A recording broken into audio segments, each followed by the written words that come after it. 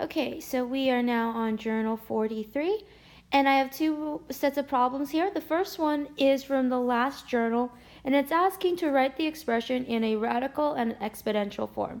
So for part A, it looks like we have it in exponent, a base to a power, and then this one is in a radical form. So let's review on the formula. So last week we talked about this formula here, a to the m over n power, and we call this a rational exponent. Rational just means fraction. Fraction exponent can be written as a radical where a is on the inside and m is your exponent and n is your root.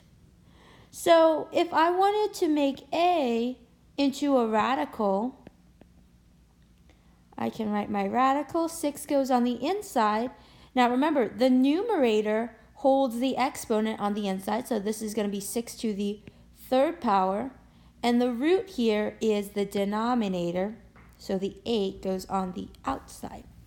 Now, we also learned that we can write it as, so another way of writing this is taking the root first, and then using parentheses and writing the exponent after the root.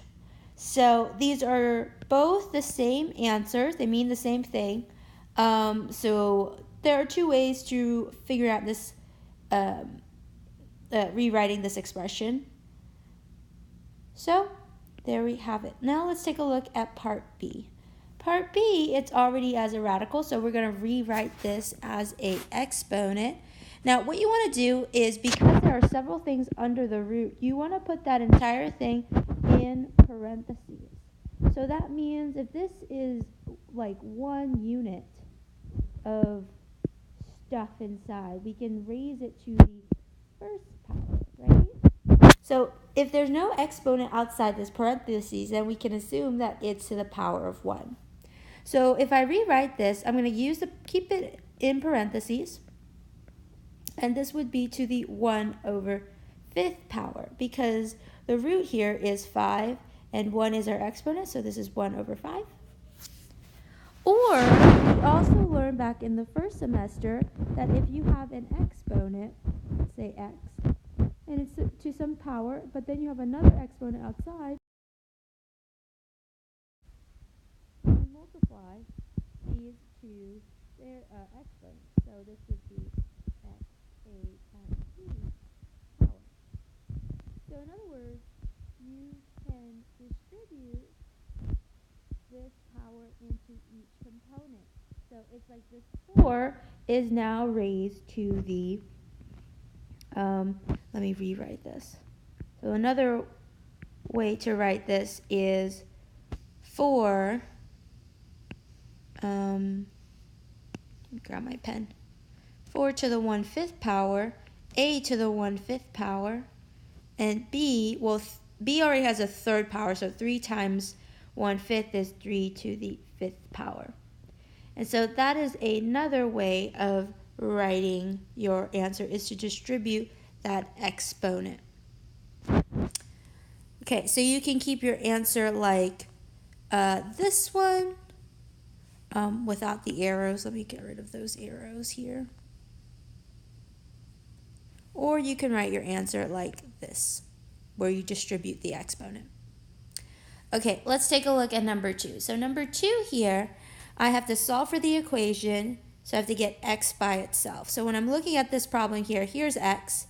To get the x by itself, I need to get rid of the square root. So how do we get rid of square roots? Well, we square them or raise them to the power of 2.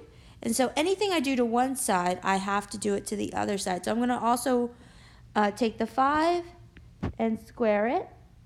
And so if I square it, the left-hand side cancels the root. Okay, this cancels. So I just have x left.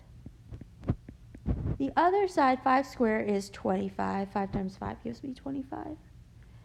And so that means x is equal to 25. I have finally got x by itself.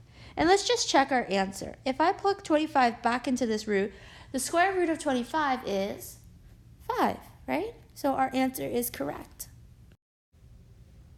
All right, so today what we're going to be learning is how to solve for a radical equation. So just like our bell work where we had a radical and we had to get the x by itself, we're going to take a look at more problems like this, but just has more stuff in the equation.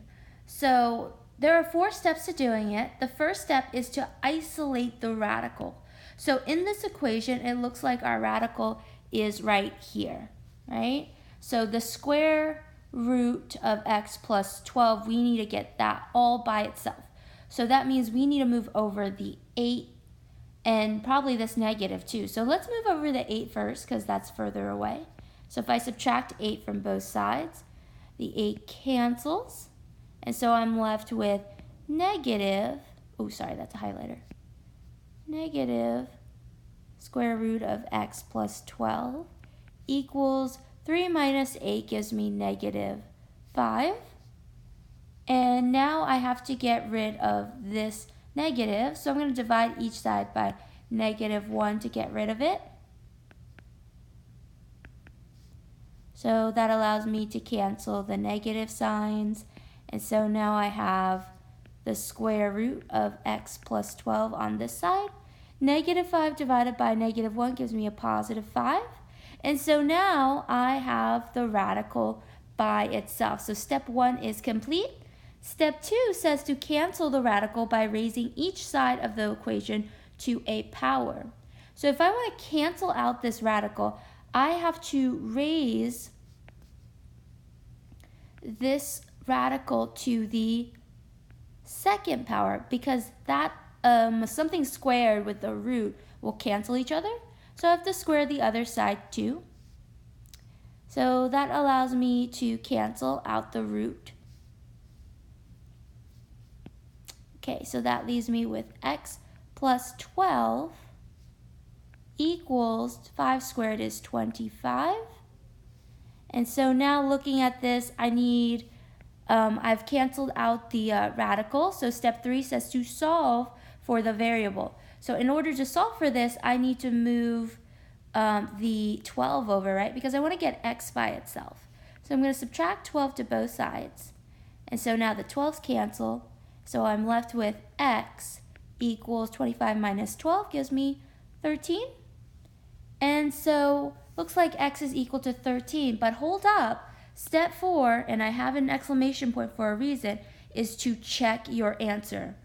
Because anytime you have a root in your equation, it gets really finicky, okay? Square roots or any type of roots, you want to make sure you check that answer because sometimes it doesn't work out. So what we do to check our answer is we're going to take our x and plug 13 into this equation and see if we actually get 3. So here we go. I'm going to do this in green. So to the side here, I'm going to check my work. So 8 minus the root, x is 13, plus 12. Does it equal 3? I'm going to put a question mark above the equal sign because I don't know if it equals 3. So if I work under this root here, the square root of 13 plus 12 is 25. I'm going to break down everything else. 8 minus the square root of 25 is just 5, right? 8 minus 5 is going to give me 3. And so it looks like I have, when I work the left-hand side out, I get 3. And the right-hand side is also equal to 3. So in this case, because both sides equal each other, I can say that x is equal to 13, that this answer is valid. All right, let's now, so in the next slide here, I'm going to pull some problems from the packet 9. So if you could turn to page 4 and follow along, I'm going to start with problem 2. Okay, so here's problem 2, and it is page, oops, sorry, that's my highlighter. Page 4 of packet 9. So make sure you're turned to that page if you want to follow along. So when I'm looking at this problem here, remember the first step to trying to solve this out is trying to get the radical by itself. Okay, so here's my radical. Anything that's off outside of the radical, I need to move over. Like the 7 here. It's outside the radical, so I need to move that over. So I'm going to subtract 7 from both sides. That cancels, so now I just have the root x minus 1 equals 2 minus 7 gives me negative 5.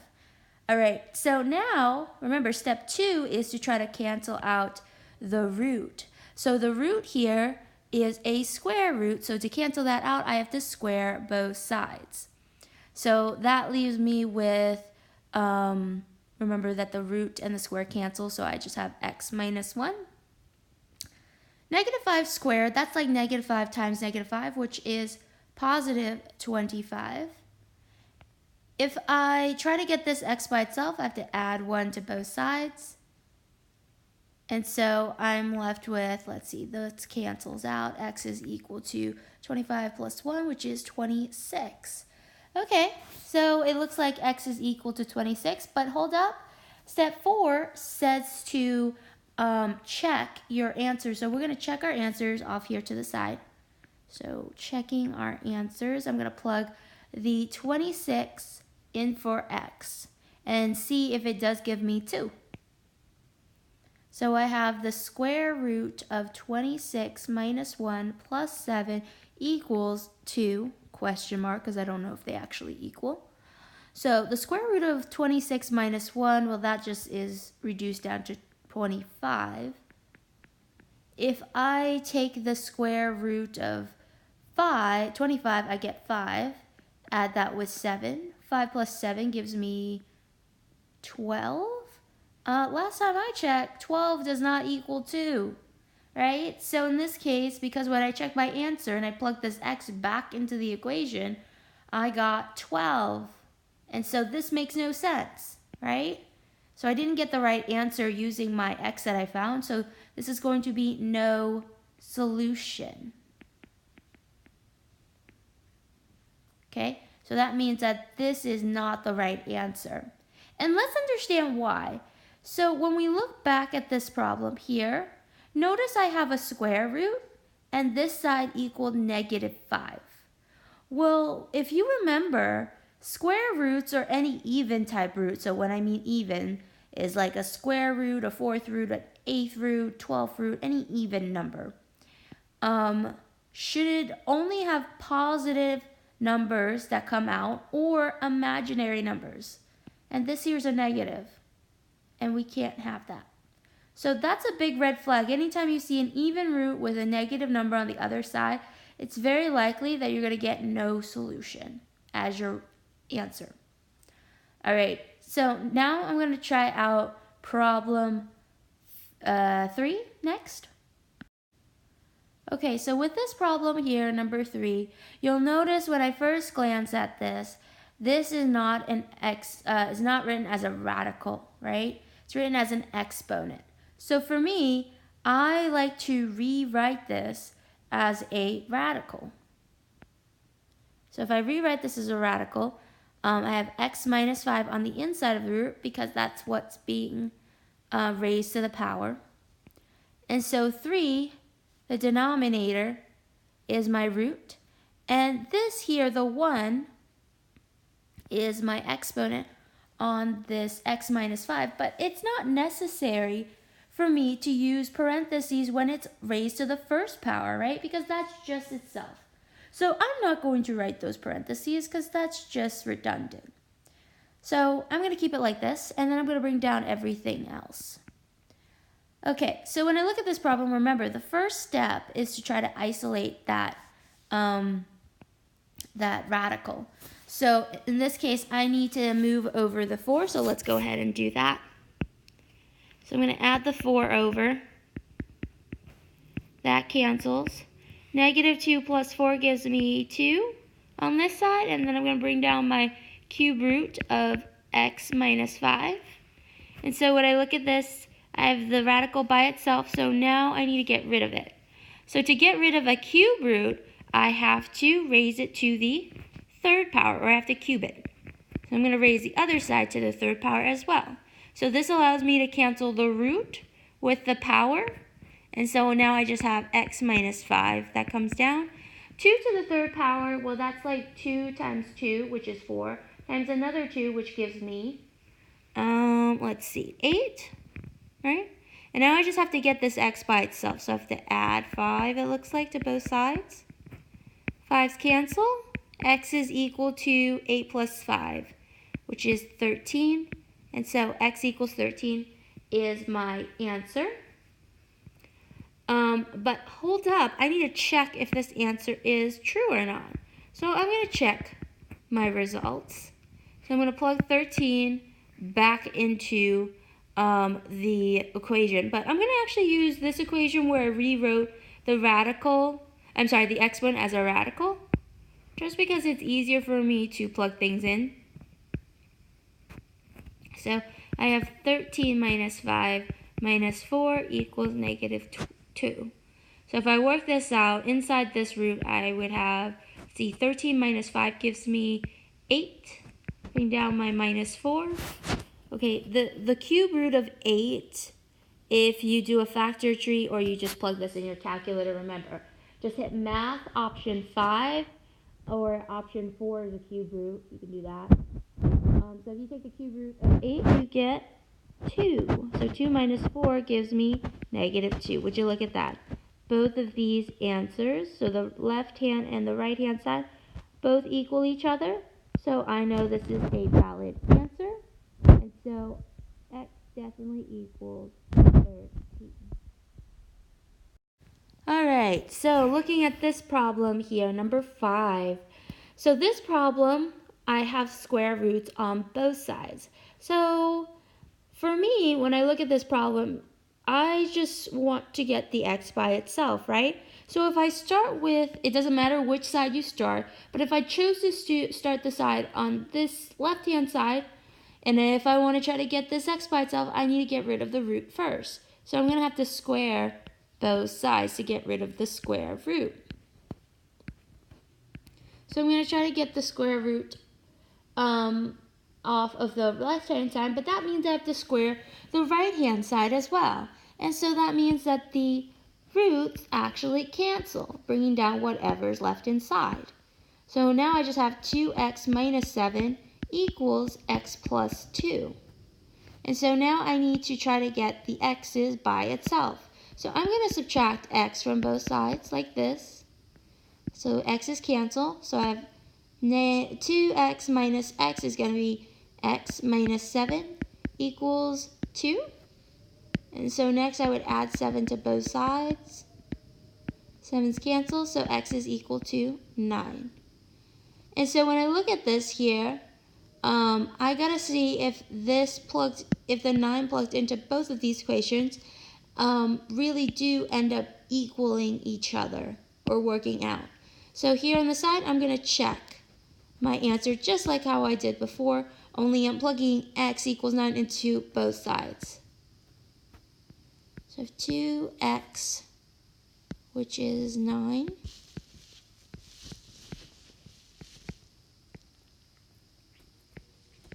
Okay, so if I work here, the right-hand side, 9 plus 2 gives me 11. So I have the square root of 11. On the left-hand side, 2 times 9 gives me 18, minus 7. Okay, so 18 minus 7 gives me 11. And so the square root of 11 also equals the square root of 11. So both sides equal each other. So, oh, my bad. I meant to bring a pen. So since both sides equal each other, this checks out. And so x equals 9 is a valid answer. Okay. The problem we're going to do together is number 7. Okay, so number 7 here, I first see that this equation doesn't have a radical as an exponent, so I'm going to change this into, let's see, I'm going to bring down the 2, make a root, and I'm going to put in x minus 10 on the inside, and because the denominator is a 4, that tells me this is the 4th root, so the 4th root outside, and this is raised to the 1st power, so I'm not going to wrap this around parentheses and put it to the 1st power, that's just redundant. So I'm just going to keep it the way it is, and I'm going to bring down everything else now. So remember, the first step is to isolate that radical. So that means I need to move over the 2 and the 4. But because the 4 is further away, because of this plus sign, whereas the 2 is right next to the radical, I'm going to move the 4 over. So I'm going to subtract 4 to both sides. I'm going to bring down the radical and the 2, because I didn't do anything to them yet. 0 minus 4 is negative 4. And then to get rid of the 2, I need to divide by 2 to both sides. So I have the 4th root of x minus 10 equals negative 4 divided by 2 gives me a negative 2. The 4th root, so this radical here is now by itself, so now I need to get rid of it. So I have to raise it to the 4th power. And so I also have to raise the other side to the 4th power. Okay, so the 4 and the root cancel, so I just have x minus 10. Negative 4 to the 4th power is positive 16. Now, if you're doing this in the calculator, make sure you punch it into the calculator just like the way it looks like right here. So use parentheses, negative 4 to the 4th power. All right, so when I look at this here, I'm going to add 10 to both sides. So the 10s cancel. Excuse me. And so if I bring the x down, I have 16 plus 10, which is 26. So I'm going to check if this answer is correct or not, but I have an intuition that this is not going to work out. Why might I think that? Well, it's because when I looked and I was working it out, this part right here is an even root, and the other side is a negative number. So my gut feeling is that this is going to give me no solution. But let's work it out to see if that's the case. So if I check my answer, I need to plug in 26 back in for x. So this is going to be 2. Let me write that as a radical. 4th root of 26 minus 10 plus 4 equals 0. So let's see if it does give me 0. So inside this root here, the 4th root, 26 minus 10 is 16. The 4th root of 16 is 2. And so I'm going to bring down the other 2. So I have 2 times 2 plus 4. 2 times 2 is 4. Plus another 4 is going to be 8. And so 8 does not equal 0. So this here, because they do not equal each other, plugging in 26 did not work. So there is no solution here. Okay, that's it. So hopefully that helped you a little bit with your homework.